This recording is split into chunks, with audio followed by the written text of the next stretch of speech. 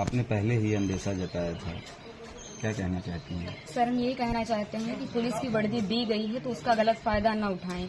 जिसके ऊपर 36 केस है उसका भी इनकाउंटर करवा देते, जिसके ऊपर एक केस है बेगुनाह उनका भी इनकाउंटर करवा दिए हैं ये लोग। अगर इसमें 15 लोग शामिल हैं, 14 लोग शामिल हैं तो सबका इनकाउंटर होना चाहिए।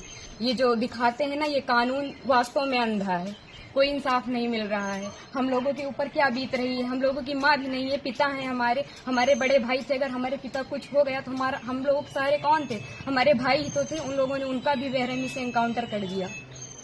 हम यही चाहते हैं कि सबका इनकाउंटर हो, इंसाफ मिले।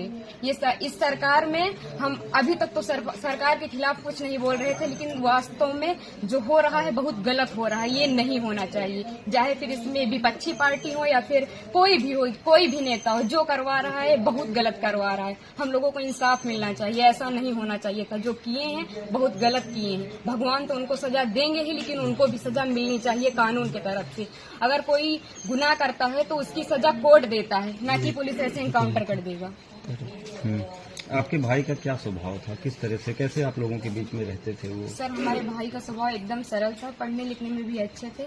हम लोगों के साथ एकदम फ्रेंड के जैसे बिहेवियर उनका था, और गए थे तो बात भी होती थी, और हम लोगों से बहुत ज्यादा उनको लगाव स्नेह था, जैसे कि हर एक भाई बहन में होता है। और आज ये सुनने के बाद जैसे लग रहा है कि हम लोगों के जमीन पैर से एकदम खिसक गई हो।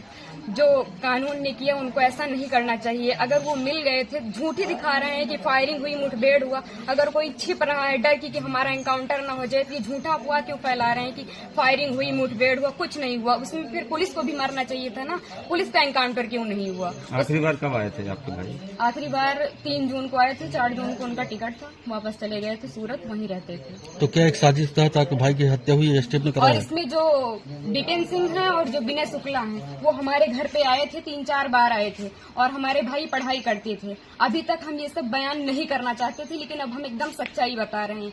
वो लोग उनको लालच देके कि ऐसा गाड़ी होगा, बंगला होगा, वगैरह वगैरह, जबकि भगवान का दिया सब कुछ हम लोगों के पास है, सब कुछ है। लेकिन फिर भी उन लोगों ने लालच दिया, और लालच में ले जाकर उनको सूरत में एक केस में फंसा दिया। उसके बाद वो थे कि नहीं थे न, ये हम लोगों को पता है। ये तो सिर्फ जिन लोगों ने करवाया उनको पता है, विपिन सिंह और विनय शुक्ला को, और या तो भगवान को पता है वो सच था कि झूठ था। अब तो एनकाउंटर कर ही दिए हैं, जीवित तो कर नहीं सकते हमारे भाई को।